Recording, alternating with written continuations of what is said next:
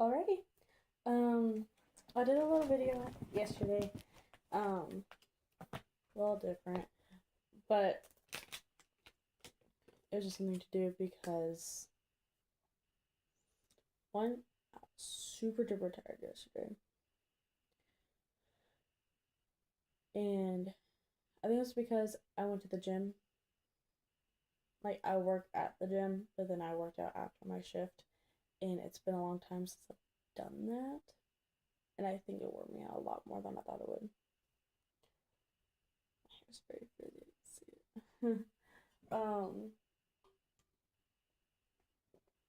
Today I'm going to go through Jeremiah 48 and Romans 1.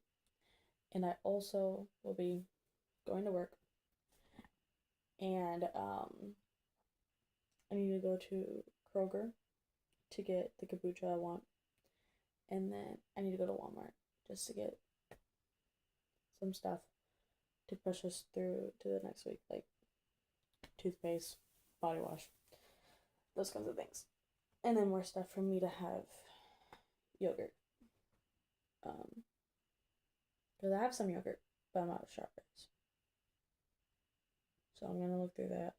I'm gonna get some of that and some protein powder and stuff for smoothies. I usually just get a bag of frozen fruit. Just because it's usually like I only have a couple minutes I have to leave, and I don't want to make a yogurt bowl and eat it, and I don't really have time to make eggs, so I typically go this way. But let's get into Jeremiah 48. So I showed my notes yesterday, and I'm just gonna explain it a bit.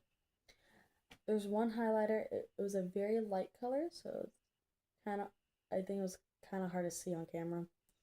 But I did highlight verse 1 and part of verse 2. Verse 1, Jeremiah lists the cities and places of Moab that would be overwhelmed in judgment. And see, in Isaiah 15, we see that judgment. Oh, hold on. We see that judgment. And we see some of it in here. Basically, 48 explains like why.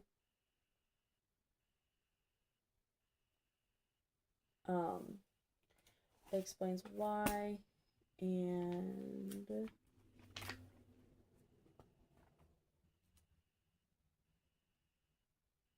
yeah, it prophesies the judgment of Moab and says why. So it does list all the cities. In verse 7, there's a lot of words. I don't know how, but I kept on messing up spelling the word ripe.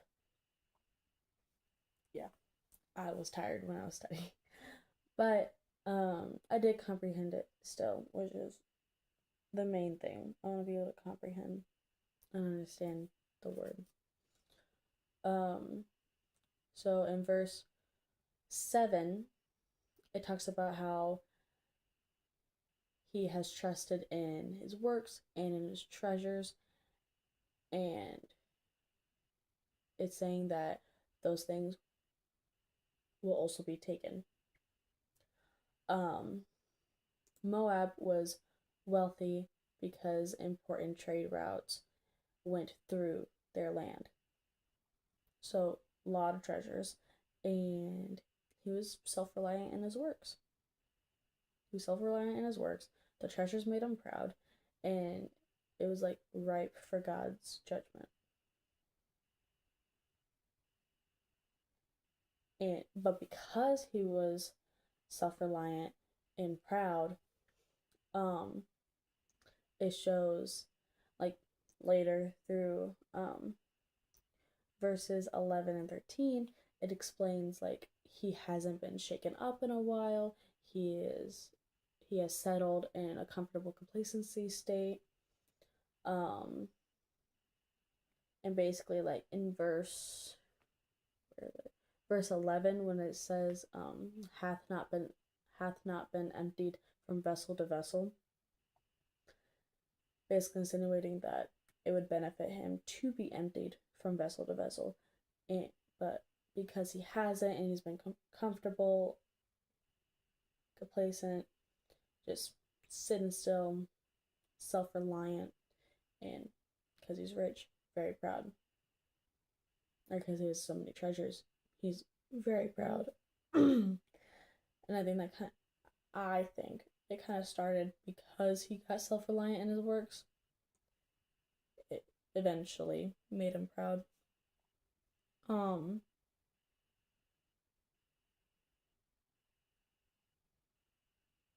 But because he hasn't been emptied from vessel to vessel, it says, therefore his taste remained in him, and his scent is not changed. Hasn't changed at all. He has stayed the same.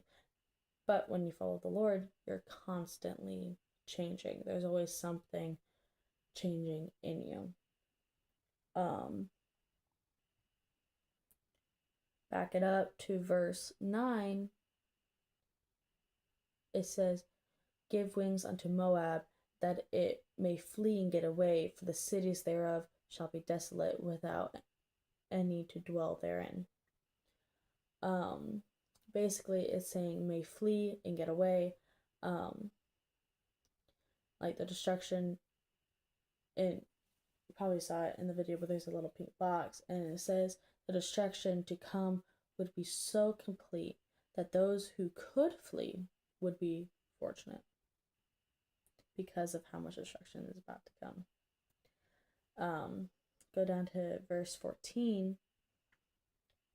How say ye, we are mighty and strong men for the war? This was the attitude of Moab in the face of Babylon's threat. And then God showed how this was foolish and vain, and a vain of confidence. Also saying that Moab is spoiled. In the next verse, it expands on that, like just vain confidence. He was foolish, and he said this because he said those words to the face of Babylon's threat, and yet Babylon are the ones who destroyed it. Verse 17, which expands on that. Later in the verse of 17, it says, how was the strong staff broken and the beautiful rod? Moab seemed like a strong staff and a strong and beautiful staff. But Babylon broke it.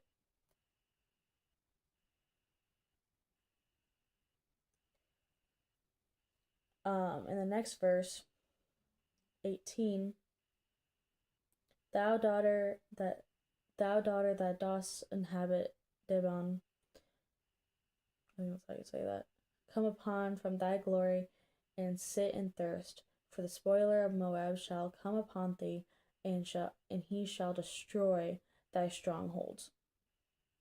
God is basically preparing them for judgment, telling them to humble themselves. And then later, it's talking about the judgment to come in verses 20 to 25. Only this, some of my Bible's broken up.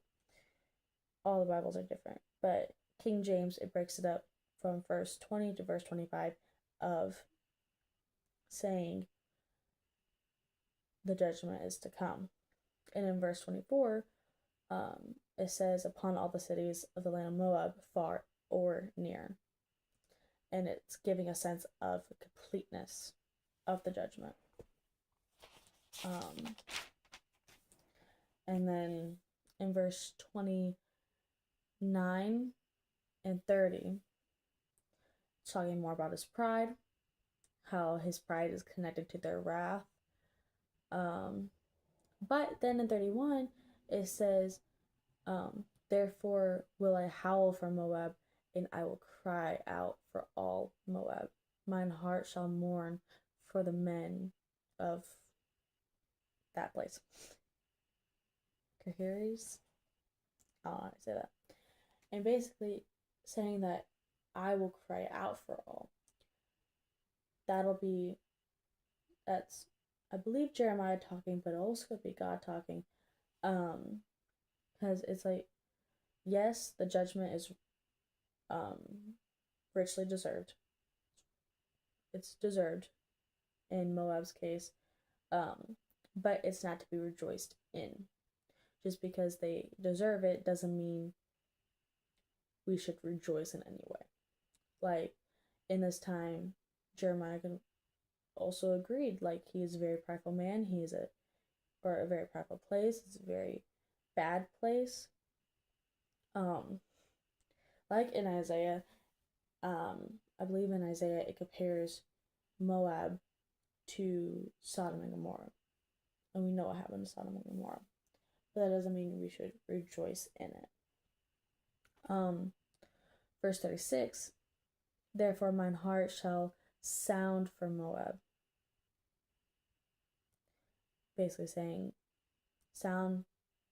my heart shall sound for Moab like pipes. Mine heart shall sound like pipes for the men of Kaharis, because the riches that he hath gotten are perished. Basically saying God and his prophet did not celebrate the coming doom upon Moab.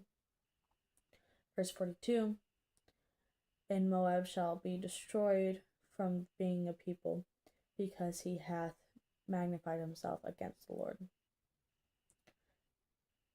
In a sense, Moab, the cities, they'll be lost in history, unlike Israel. Now, yes, it's like they're like the cousin of Israel. I think that's how they worded it. But they will be lost in history, unlike Israel. I didn't realize I need to go.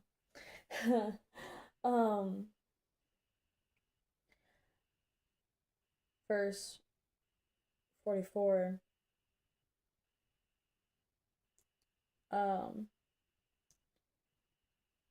Basically the rest of it is saying that the judgment would be very thorough. Like it explains in the next last verses, and specifically verse 44, it says God did promise a measure of mercy to Moab despite the complete nature of the judgment that came against them. I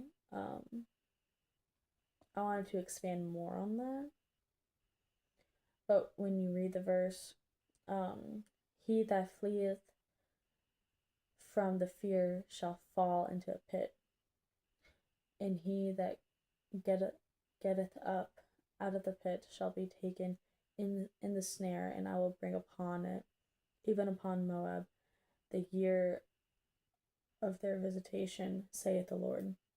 And that is saying judgment would be thorough. I did see like the next 1, 2, 3, 4, 5 verses, that God did promise a measure of mercy to Moab despite the complete nature of the judgment that came against them. I don't fully know what that means. I'm going to look deeper into it, and then I'll expand on it when I get home. Yeah. I'll read my devotional, and then I gotta go. I will see y'all after work. Okay, never mind. I have like 2 minutes left. I looked it up, And I know which verse it goes with. Um, I should have just read it, but it's verse 47. Yet will I bring against the captivity of Moab in the later days, saith the Lord. Thus far is the judgment of Moab. Um, thus far is the judgment of Moab.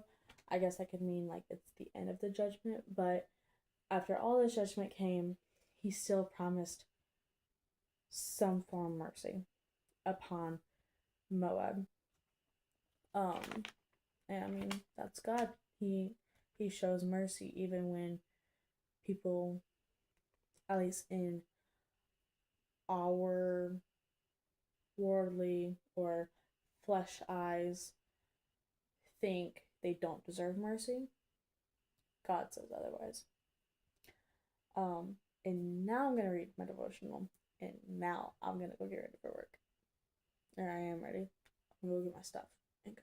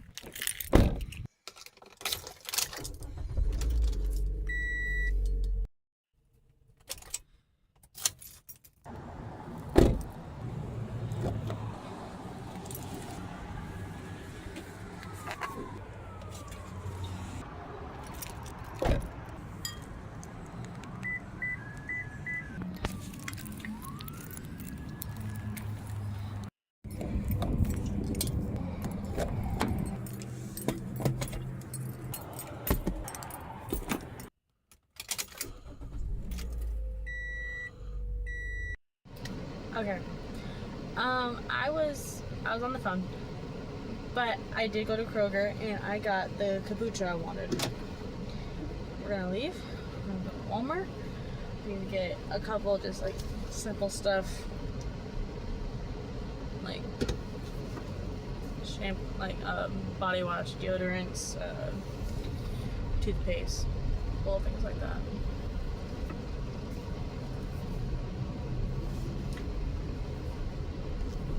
I'm gonna go to Walmart and I will see y'all there.